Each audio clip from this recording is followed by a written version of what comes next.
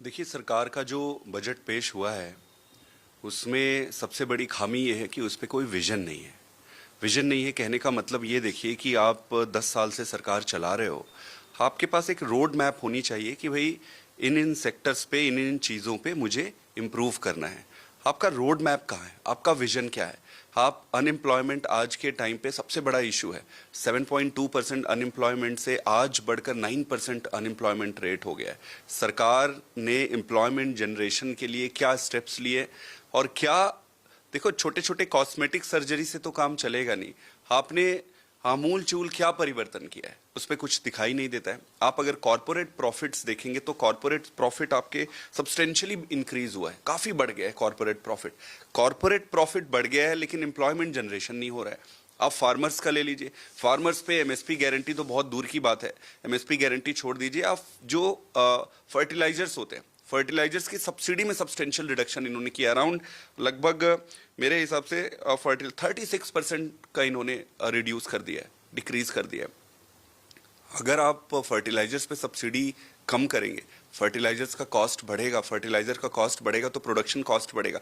तो एक तरफ उसका प्रोडक्शन कॉस्ट जो है वो बढ़ रहा है, दूसरी तरफ आप उसकी जो कमाई है, इनकम है, एमएसपी है, एमएसपी की गारंटी नहीं दे रहे। इसका मतलब आप किसानों से बहुत नफरत करते हैं।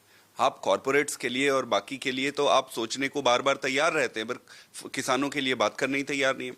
आप ले लीजिए एजुकेशन और हेल्थ में। एजुकेशन में दिल्ली का शेयर अगर आप देखेंगे बजट का तो 25% एजुकेशन पे जाता है दिल्ली में, और नेशनल कितना जाता है? नेशनल लेस देन 2% जो है आपका बजट है वो एजुकेशन पे जाता है। इसका मतलब आपको एजुकेशन से कोई लेना देना नहीं है। आप हेल्थ का ले लो, हेल्थ में दिल्ली में 14-15% बजट जो है दिल्ली का जो टोटल बजट का वो हेल्थ पे जाता है, और नेशनल क्या जाता है? Less than 1%। आप आयुष्मान भारत को अभी तक जुमला बना के रखे हो, 7,000 करोड़ के आसपास आप एलोकेट करते हो। दिल्ली का हेल्थ बजट अकेला 9,000 करोड़ है। मतलब ना आपको हेल्थ से मतलब है, ना आपको एजुकेशन से मतलब है, ना आपको एम्प्लॉयमेंट से मतलब है, ना ही आपको किसान से मतलब है। सबसे इंपॉर्टेंट चीज है स्टेट्स का, अलग अलग स्टेट्स का जो ये फंड्स एलोकेट करते हैं, आप क्या सोच के एलोकेट करते हो?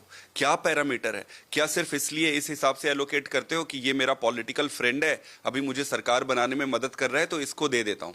अगर उनको जरूरत थी मान लो फंड्स की, तो आप, ऐसा क्या हुआ कि आज ही गठबंधन होने के बाद आज आप दे रहे हो, पहले आप नहीं दे रहे थे? कहने का मतलब है कि स्टेट्स को फंड्स एलोकेशन के पैरामीटर क्या है? आप कुछ स्टेट्स का भेदभाव करते हो, दिल्ली को आप कभी उसका शेयर पैसा नहीं देते, पंजाब का पैसा रोक के बैठ जाते हो। जो आपके साथ है, कल अगर कोई आपके साथ सरकार में आ जाए तो आप पैसा दे, मतलब ये विजन नहीं दिखाता है, सरकार की मैच्योरिटी नहीं दिखाती है। अभी भी हमें लगता है कि हम बनाना रिपब्लिक जैसे इकट्ठे हो जाते हैं और सरकार बनाते हैं, सरकार को चलाने के लिए जो जहां फंड्स एलोकेशन, ऐसा लगता है कि प्रधानमंत्री जी अपनी सरकार को बचाने के लिए बजट बनाया है, देश के लिए कोई बजट नहीं।